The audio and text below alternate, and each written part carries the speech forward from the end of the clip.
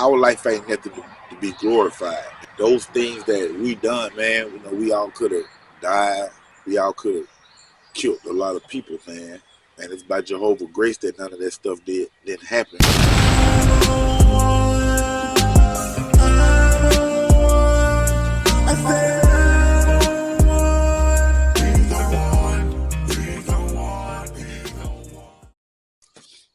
Man, our lives, when I say that, man, I speak of all of us from College Park,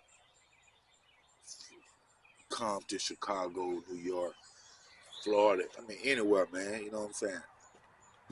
Our life ain't nothing to be glorified, man. Those things that we done, man. We all could have died. We all could have killed a lot of people, man. And it's by Jehovah's grace that none of that stuff didn't happen. To a lot of us it didn't. To a lot of us it did. And we get in these movies and we get into these rap songs, man, and we tend to glorify it, man. And that's how a lot of people look at it, man. But it's all in the individual, on how he feel about his life and the things that he done, man. Because like I don't, I sit here and tell y'all these stories, man, but like there's no way that I would want anybody or my kids to even taste a piece of the lifestyle that I live, man. That's one of the reasons why when I started getting money and started doing things, man, Video Wayne, man, the first chance that I got, I moved out of College Park. I moved out of Atlanta and moved to the outskirts, man.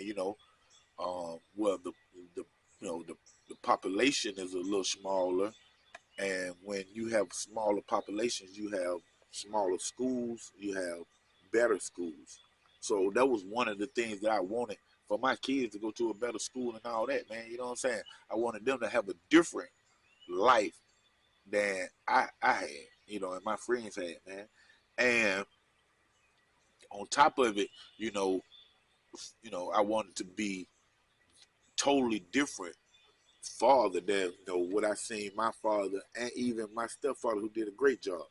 I still wanted to be better than even him. You know what I'm saying?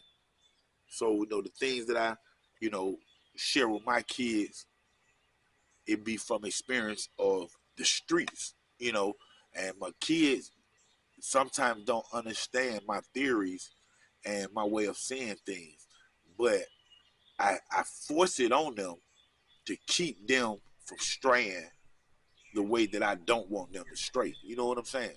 Because my lifestyle is actually hidden from my kids. You know what I'm saying? Only the older ones. I have a daughter that's in the Army, and my oldest son is 18.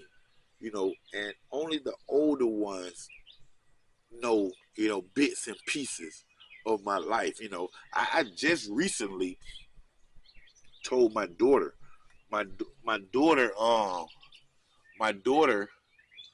is 16 right now, and she got a scholarship to go to any college in Georgia when she was 14. You know what I'm saying? So she was one of the smartest kids down here in Coweta County school system.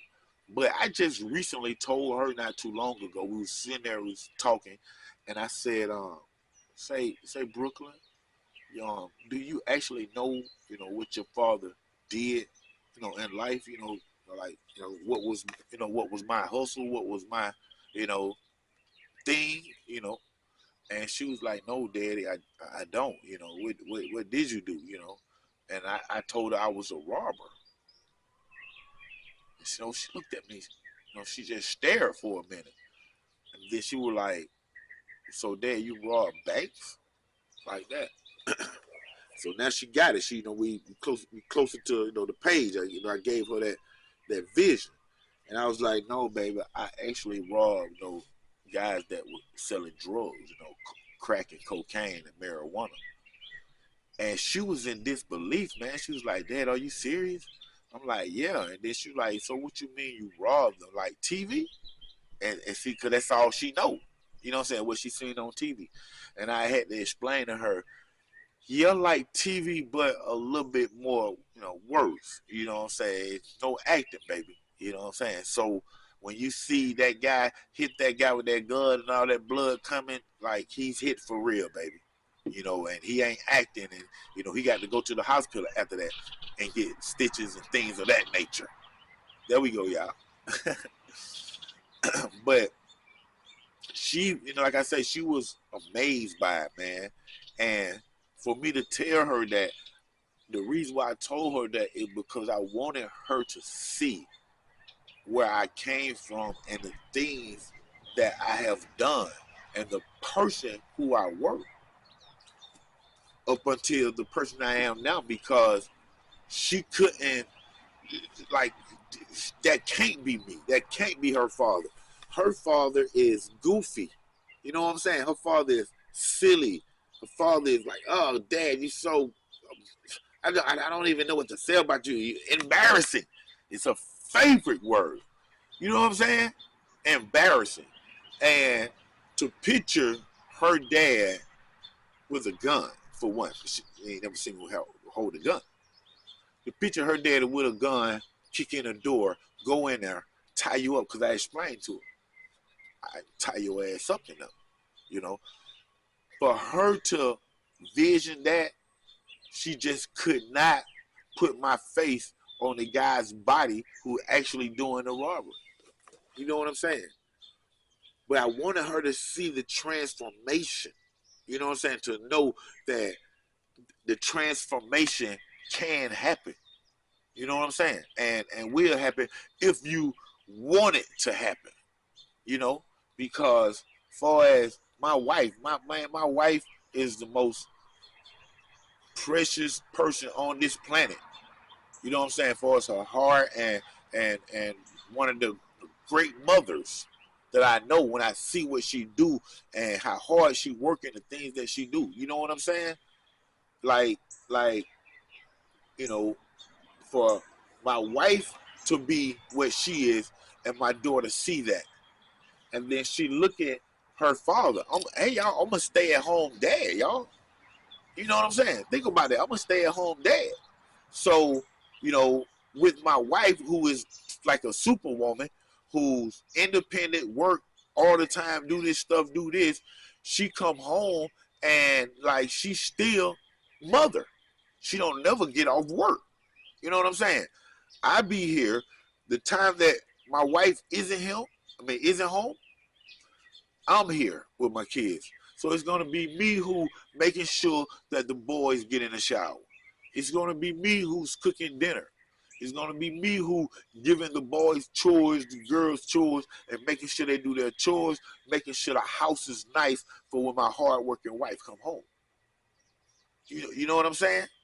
And that's what my daughter's. That's what she know. She with me every day. She see it every day. Hey, mom, get off at 9. Come on, y'all. We gonna start cleaning at 8 o'clock, y'all. We got an hour before she get home. We'll make this house look real nice, smell good, like we ain't tore it up all day. You know what I'm saying? And with my daughter seeing that, like I said, it was hard for her to take in and to believe that I come from these part of the streets, from selling crack and stealing cars and robbing and stuff. You know what I'm saying? My movie American Nightmare, which is right here on YouTube, y'all make sure y'all scroll down somewhere and find it. Don Knotts American Nightmare. That movie tells a lot about my life. You know what I'm saying? It tells a good portion of it, that part of my life, the street part of my life. You know what I'm saying? And my kids haven't seen that movie. You know what I'm saying? We just revised that movie and brought it back out, man. That movie actually came out in 2010.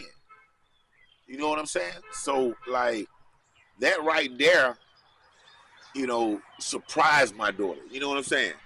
And right now to this day, she know it's true. You know what I'm saying? But that lived right outside of her mind, man. She's seen it. She's seen her dad as a Robin, as this type of guy during the time that I'm making her visualize it. But once that conversation was over, man, she don't even see that no more. She see what's in front of her. You know what I'm saying? And glorifying that lifestyle, man, I would never do, man. You know, you might hear my reps, and you might, you know what I'm saying, see me doing this in one of me and Video Wayne skits, man. But like, you know, I'm a content um, provider, content creator. I'm an artist at heart. You know what I'm saying? I'm a writer, you know, producer. So, you know, sometimes, just like Boys in the Hood, Ice Cube, Dr. Dre told you, sometimes we write things in just to dramatize it a little more or sympathize it, or, you know, however. Just, you know, it be all about not just us, the viewers, and things that y'all go through too, to make us bring these things to life. If it ain't no experience that we have been through ourselves, it's, you know, one of our loved ones or one of our friends, you know, stuff like that right there. You know what I'm saying? When you picture somebody dying in the movie and how they dying, unless you witness that for real, then like, you know, even the movies, even the movies itself will start weighing a toll on you. You know what I'm saying? I can't find, you know, I can't look at so many movies, and in the movies, um, this guy brother's dying or his friend dying, or or she's dying, because all that stuff has happened out here in the streets that people glorify.